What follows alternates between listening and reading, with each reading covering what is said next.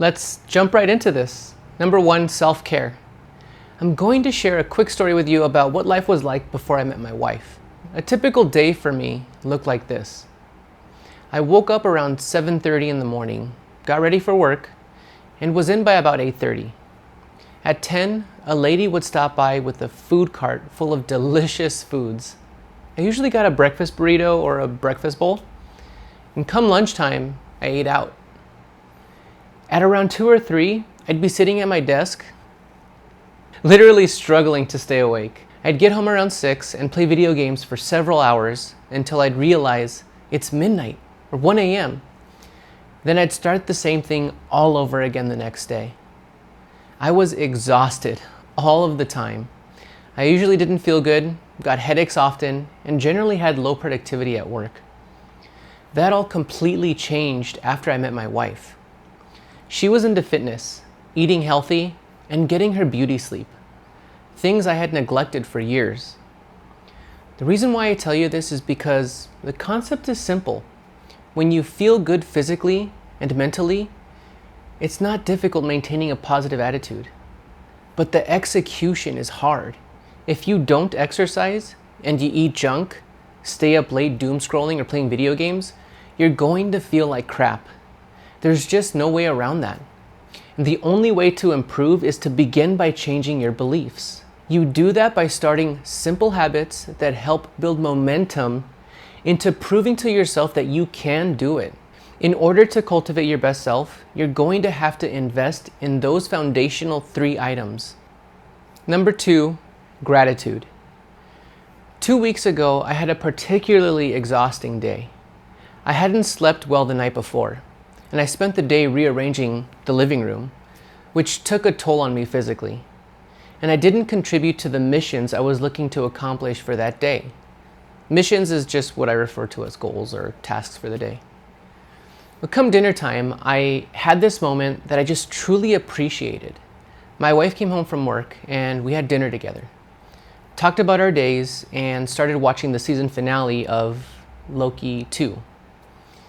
We were sitting there on the sofa, and my wife under one arm, her head resting on my chest, and our dog was in my lap, and I was petting our dog as she was sleeping. And I rested my eyes for just a second, and I was thankful for that little moment of joy. Despite not having felt as productive as I wanted to be that day, I allowed myself to be present in that moment, and I made sure to capture it later in my digital daily highlights journal. I have been doing that every day for more than a year now. How many little moments like this are you forgetting about? Are you capable of recalling moments like that from a week or 2 ago that you're grateful for now? Probably not.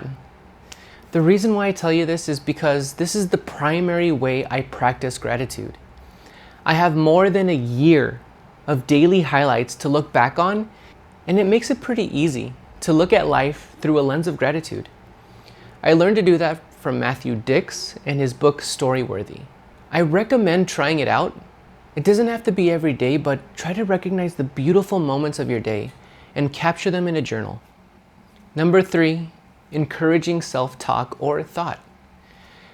When I started this YouTube journey, there were so many negative thoughts going through my mind. Things like, who am I to enter this arena of highly competitive, highly intelligent, and creative people? Surely there's no way I could ever be good enough. What experience do I have that would even qualify me to speak on these subjects that I want to talk about? I don't even know how to edit videos. So last year, after 4 months, I quit.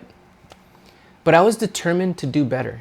I started to tell myself, hey, look, you may not have the knowledge you need now, but dang it, you're sure as hell capable of getting it.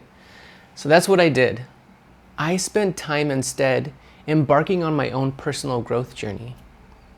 I was seeking knowledge that would help me feel more confident and qualified to talk about the things I'm passionate about.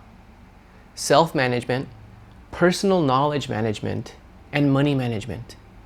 It was the best thing I could have done. The reason I share this is because the thoughts we tell ourselves play a huge role in our ability to take action. If we give in to our negative thoughts, When something seems a little difficult, we deny ourselves the very experience we need to build the confidence to continue learning and growing. Life is a series of events that only we have the power to use for our own growth.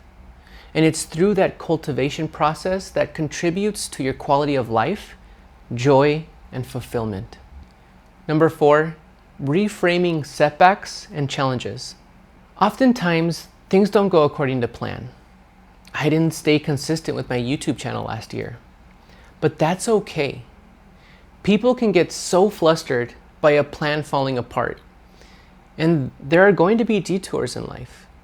The sooner you embrace those detours as learning opportunities, the easier it is to maintain a positive attitude. Detours often lead to scenic routes, and if you're busy being frustrated, you'll miss the beautiful views along the way. Number 5, share positivity with others. I've always considered myself more introverted than extroverted, which can make interactions with people I don't normally talk to a little nerve-wracking. A couple months back, I did something out of my comfort zone. I sent my trainer a post on Instagram that basically said, "You are a blessing in my life. Keep shining your light." I wanted to explain to him why I sent him that message, because it was something out of the ordinary. The only communication we ever had was basically me telling him, "Hey, thanks for the workout," and I just, walk out of the gym. So after one of my classes, I walked up to him and I told him, "Hey, I just want to give you a quick explanation as to why I sent you that message on Instagram. I'm working on cultivating a better version of myself. Sending you that post was a small way of doing that. Obviously, coming up to you is a bigger way of doing it, but I just wanted you to know that it's cool to see you lead by example. You have a great positive energy, and you inspire me to be a better person." And I mean, how often do people tell you that? He was kind of taken by surprise, but after a brief pause, he said, "Not as often as you'd think." And I told him that's unfortunate. I could tell he appreciated it. I felt more positive and confident the rest of that day for pushing myself out of my comfort zone to tell him that.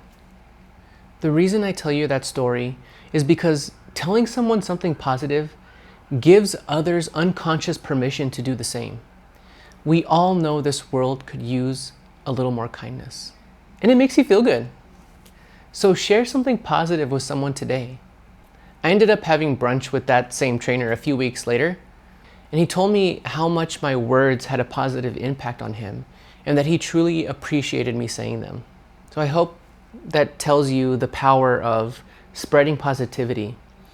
That's it for this one, and until next time, peace out.